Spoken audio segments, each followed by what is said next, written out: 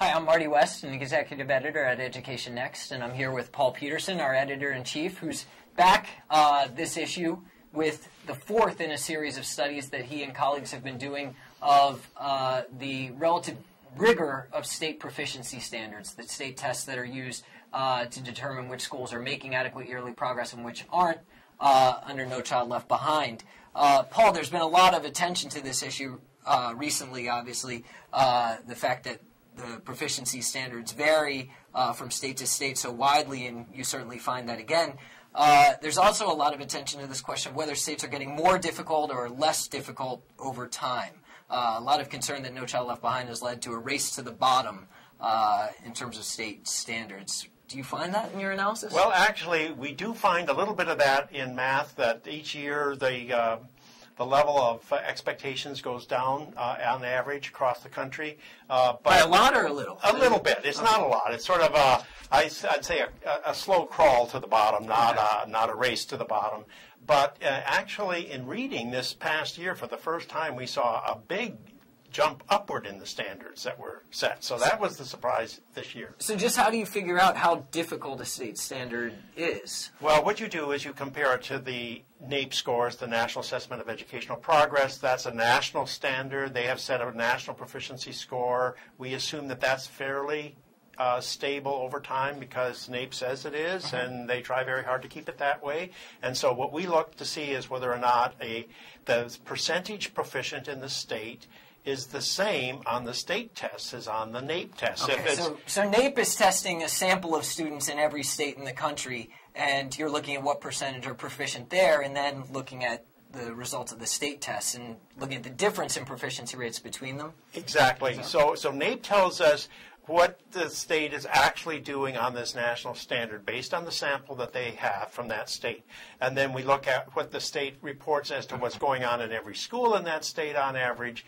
And let's say we have, as we have in the case of Texas, about 25% of the kids are proficient. According to the NAEP. According to the NAEP, and something close to 75% are proficient on their local tests. So we say Texas is not, Texas shows up with they have low standards. In fact, it looks like Texas gets pretty much D's across the board here yes. when you assign letter grades. Now, couldn't it be that some states just agree with the NAEP more in terms of what it means to be an educated citizen? That is, they have standards that are sort of very closely aligned to the NAEP, whereas other states are more doing their own things. And then it's not that they're really less difficult. It's that they just are testing somewhat different things. Yes, well, if you believe that, you believe in the tooth fairy. I sort of think that the evidence is pretty strong that most tests give you pretty much the same results. If you look at two tests, then any student has taken two different tests, and you look at that over a large number of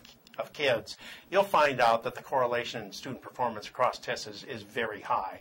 So given that, I take the position, and my colleagues take the position, that really hits any test is probably testing pretty much the same thing. When you're talking about reading and math, if you're talking about science or geology or something like that, it'd be a different matter. But when you're talking about basic reading and math, these different tests are giving you pretty much the same thing. Now, which states do especially well?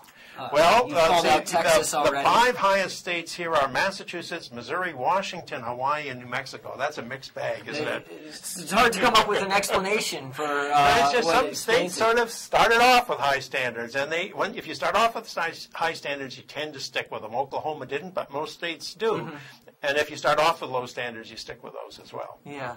And which states do especially poorly? Well, the lowest one is sort of interesting because it's Tennessee. It was one of the first to actually start testing students, and they set up very low standards, I think in part to make this acceptable to the local school community because they were pioneers in that regard. But they've stuck with these low standards over the years. So it's really interesting that they have now won the Race to the Top award. They, and along with Delaware, Tennessee and Delaware are the two winners.